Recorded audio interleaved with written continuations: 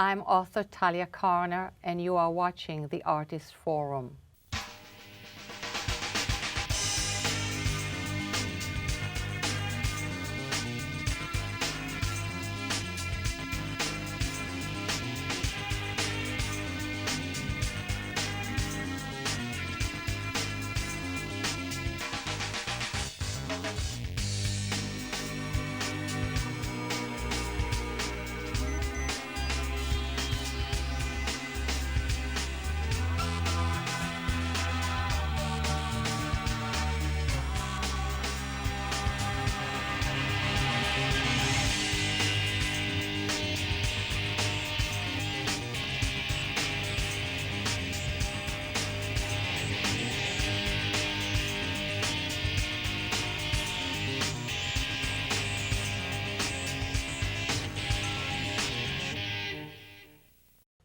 Good evening and welcome to the Artist Forum. I'm Monique Martin and I'm your guest host for this evening.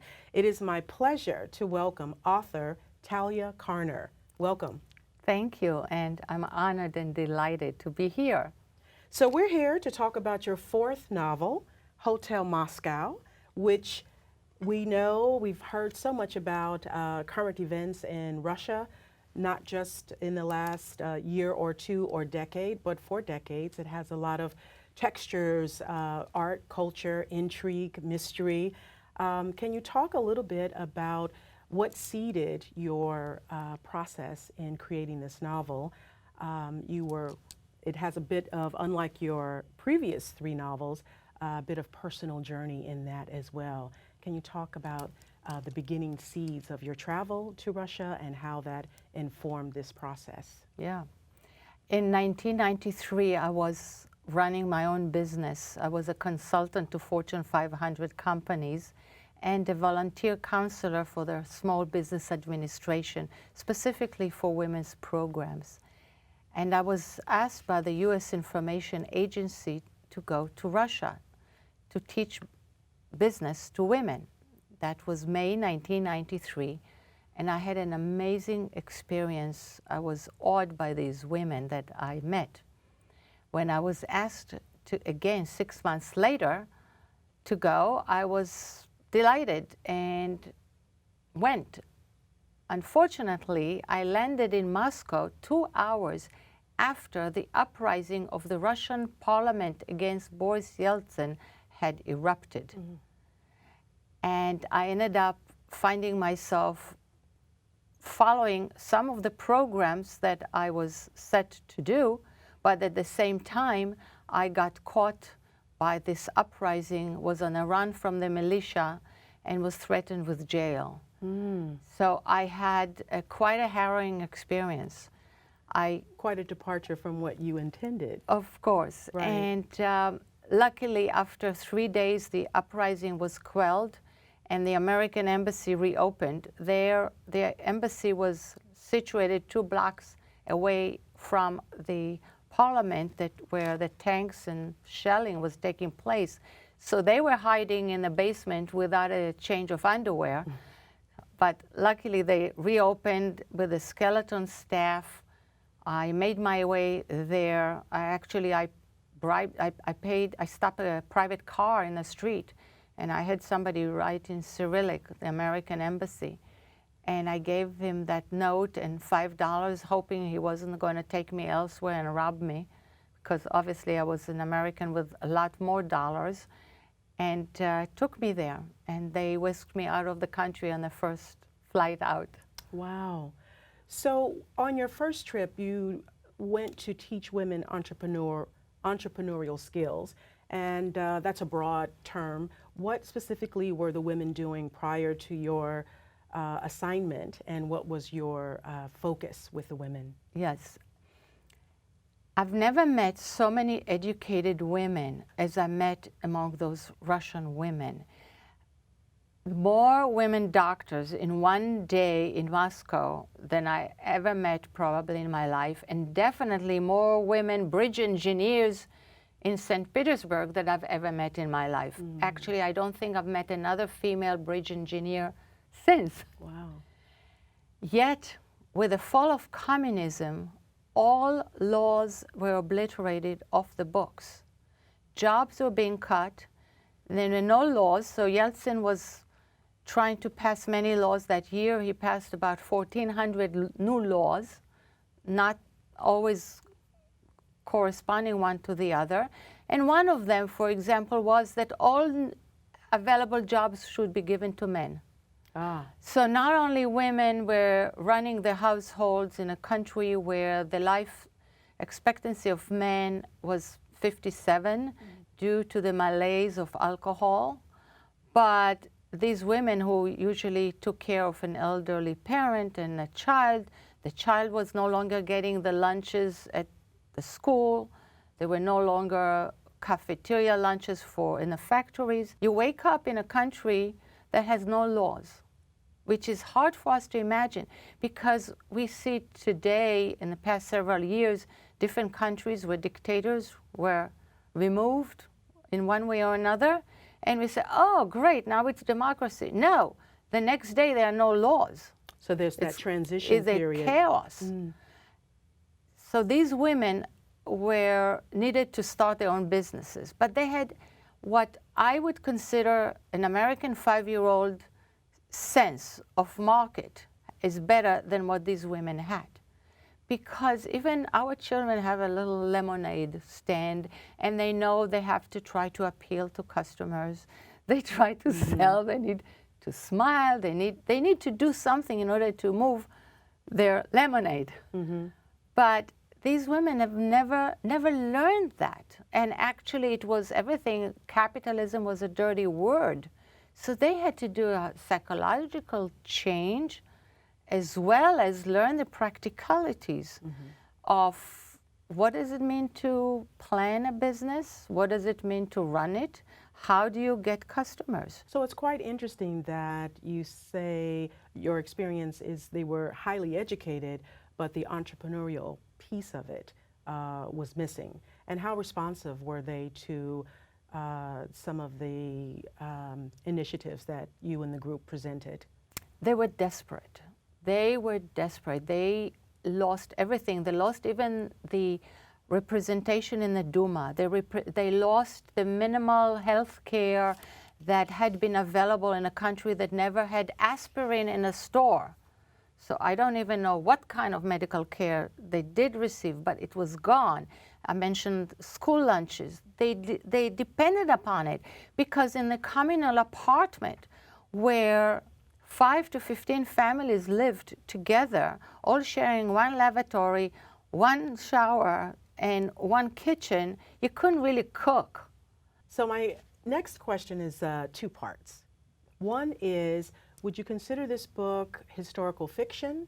And 2, how did you strike the balance between what was going on in the country and your observations and creating a novel that has its own texture and colors to it? It is a historical fiction in a sense that it is set in October '93 over a period of 1 week during the uprising of the Russian parliament against Boris Yeltsin. It's a very important historical time, and I must say I have not read any novels set in that time. But it's not far enough in the past to be categorized as historical fiction. So it's probably more of suspense, mainstream, and so on.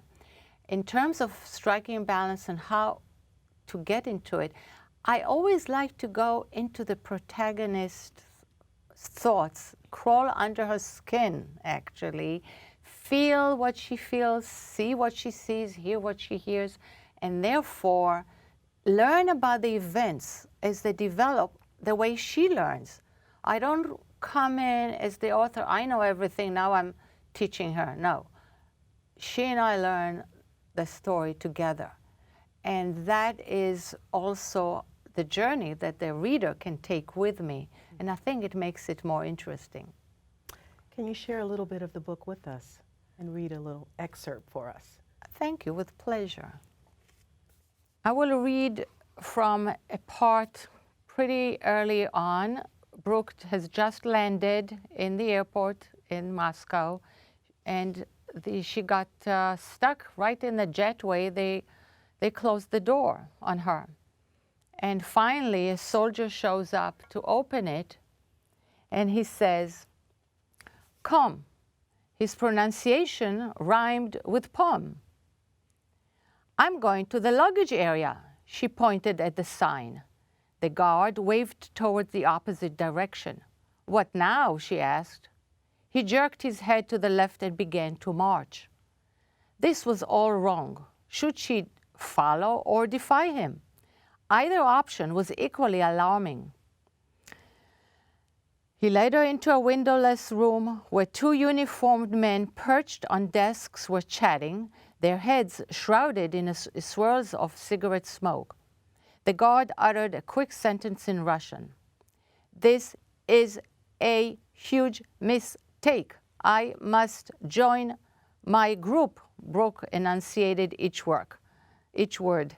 "Where is the luggage area? Valise?" One of the men puffed up his chest. The front of his jacket sported 2 rows of ribbons and green insignias with gold lettering shown on his epaulets. Slowly, deliberately, he stubbed out his cigarette in an ashtray. He raised his head.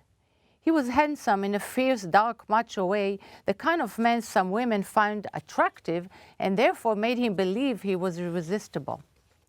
"You make trouble in airport." His thick, walrus-like mustache reminded Brooke of villains in Cold War spy movies. The only way to beat his power game was not to seem intimidated.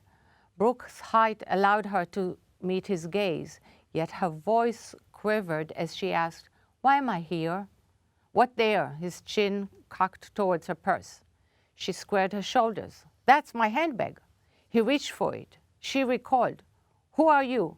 What's your title?" "Customs, open." She smelled the cheap cologne of his assistant, who sported only half a circle insignia in a single word with Cyrillic. He hitched up his pants toward his huge belly. The rolls of chins dangling over his starched collar trembled as he grabbed Brooke's baggage carrier, unleashed the bungee cord, slammed her case on his desk, and began to rummage through it. Her vitamin box, Swiss Army knife, Tiffany, sleeping mask, packet of wet naps, and the flashcards tumbled down to the floor.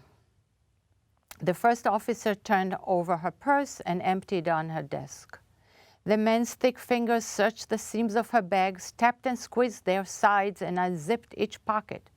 Body odor hung in the room like a cloud. Brooke breathed through her mouth. What if these men went so far as to demand a body search? The fat assistant clicked the camera chamber and yanked at the film, exposing it. Luckily, she hadn't taken any photos yet. Her pulse drummed. Trying to sound cooperative, she asked, "What are you looking for?" But as she glimpsed this orientation folder, she says, "One moment." There was hysteria in her voice. She snatched the folder and put out the Economic Authority invitation, its letterhead written in embellished Cyrillic. "Look." The officer did a double take. He said something to the other man and pointed at the bold and flowery signature. Typed below it was the name Nikolai Sidorov. The 2 men craned their necks and peered at the document in awed silence. The pounding in Brooke's ears crescendoed. "Give me my money back," she demanded. She had by now bribed them. "Or I'll tell Nikolai Sidorov." That is quite the cliffhanger. We all have been through, I know I have personally, just the butterflies that get in your stomach when you're going through security at any airport, globally, internationally, nationally. So she's at the airport being searched and going through this process and this experience. Can you, without giving away too much, tell us a bit of her intention in traveling to Moscow? The background of her arrival in Moscow is that her company, she's an investment manager at a banking institution, and the company has been taken over by another company, and she's forced to take a leave for 2 weeks. They're not supposed to come to the office or touch the computers in order to make sure that the accounts are not played with.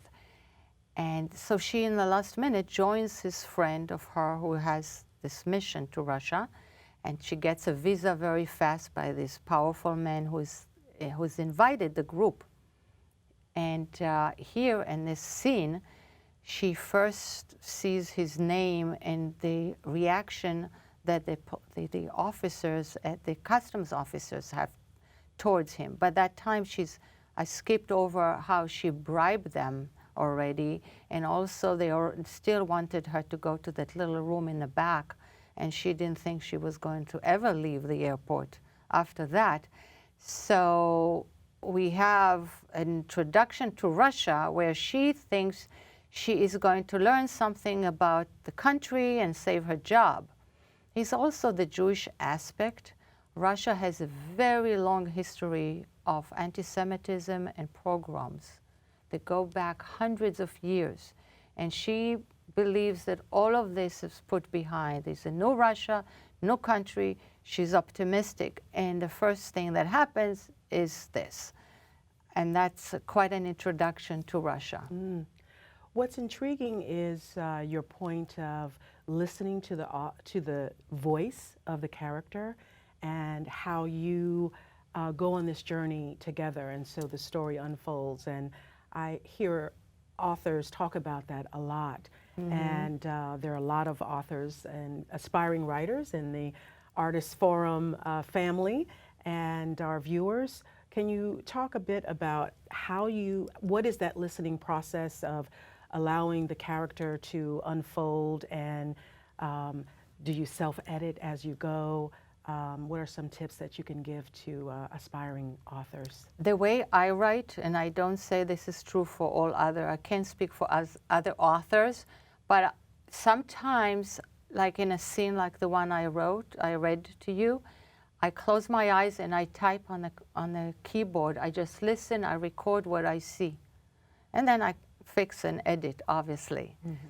In terms of advice for writers, I have two. One is be prepared to edit and revise and edit ad nauseum. It took me about 9 months to write the first draft of this book and about 4 years to revise and edit and research, obviously. So anyone who thinks they're going to write something and put it on Amazon Kindle tomorrow morning, not good writing, cannot be. The second thing is the worst advice any writers ever received was write what you know. Mm. I think it's awful because we know so little.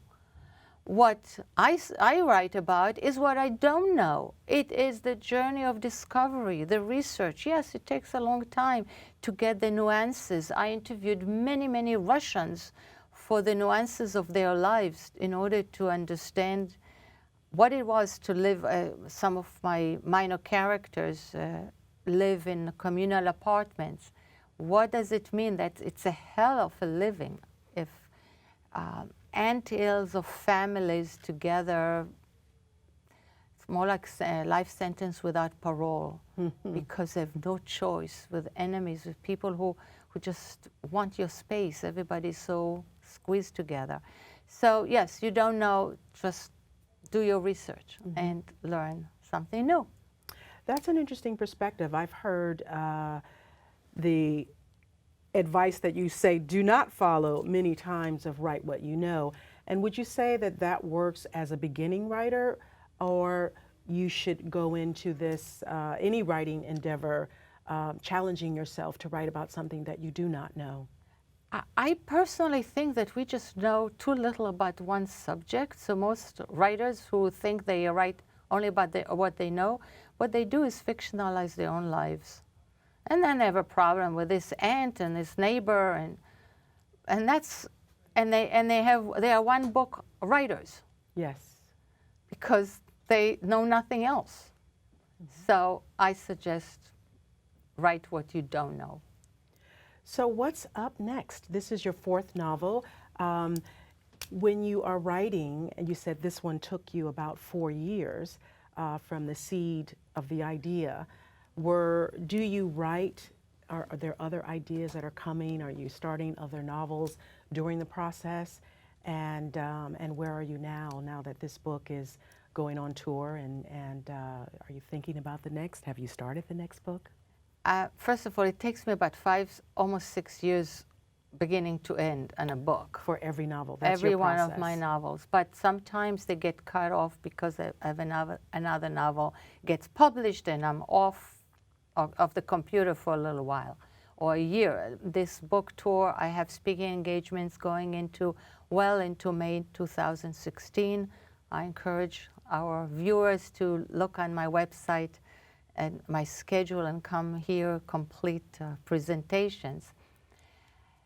And as far as next books, I have 2 in the making in a very, very distant way. One, I have 100 pages that I haven't touched in 2.5 years while getting this one ready for publication. And the other one is for those who have read Jerusalem Maiden and loved it, which has many people. It will be a sequel. Nice. So I see myself book touring at the age of 80. And is this your first sequel? And how is that process different from your other novels? I have not written it yet. So are you approaching it? Well, I know what the story is going to be, and it will take me tremendous amount of research. So it will take me at least 5 years. So I don't know which of those 2 books I'm going to write first. Excellent. Your book is published by HarperCollins, a very established publisher. Can you talk a little bit about if you've ever self-published in your beginning of your writing career, and how did you get to HarperCollins? I self-published, but under a company, a fake company, and that was before self-publishing was really known, and therefore I was able to get a lot of reviews, I was able to get a lot of attention, and I began, as I mentioned, activism on this subject. So the book became almost like a known book in the entity, in the market of women who are fighting to save their children from the family court justice. And so that book is still selling today, every week. So you had momentum on your own and prior to... not only that, it came out in November. In November 2002, in December, it was listed by Book Browse as the top 10 best first novels 2002, along with Alice Sebold, The Lovely Bones, and so on. So immediately it got traction. Fast forward, my second novel was published by a small press in Kansas City. And then my third one, Jerusalem Maiden, I entered it in the Amazon Breakthrough Novel Contest, and it reached the semifinal level. At this point, I had already been talking to this one particular agent who turned it down with the most glorious review of the book I've ever could have wanted. And now I called her or wrote her a letter. I said, remember that here's your rejection letter. Now this is finalist in the Amazon Breakthrough Novel. She called me. She said, send it to me. And she called me 2 days later. She had read it on a plane wherever she was coming from London, and signed me up and went to HarperCollins and sold it. Excellent. And then, needless to say, I already was working with this editor when I finished this novel, and I sent it to my agent first, who I thought would send it back with 9 pages of editorial comments, but instead she said, "Oh, I've never read anything like this." I forwarded immediately to your editor at HarperCollins, and she had the same reaction. She's never read a novel like this, because it has a lot of women's empowerment. It has a lot of history, I call it intelligence novel, you know. Excellent, excellent.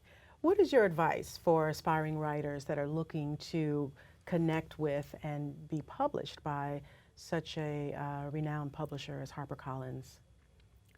Do your homework and work very hard at making the book as interesting and attractive to a publisher. And there are different ways of doing this. First of all, make sure it's edited really well, hire a freelance editor, and use your writing group, get feedback from as many people as you can, not your mother, unless she's a literary maven, and then get an agent. And to get an agent, you go to writers' conferences, you write. My first agent I got after 221 letters. So you write a lot of agents until you get the right one for you, and you don't choose so well, they choose you finally. And then, as I'm saying, you get the book to be something that's very attractive. For China Doll, I had to write a 12-page marketing proposal to go along with the book. And speaking of marketing, you mentioned earlier that you must know your audience. So as you are approaching a publisher, can you talk just a little bit briefly about knowing who are you writing for? I'm writing usually for myself, meaning I'm my own audience, something that I would want to read. The Israeli said that if I want to read a good book, I write it myself. And where can we find more information about your book tour and all of your upcoming events? My website, www.taliacarner.com. That's TaliaCarner. Thank you so much. Thank you, Monique. So again, we're here with Talia Carner on the Artist Forum. Thank you for joining us.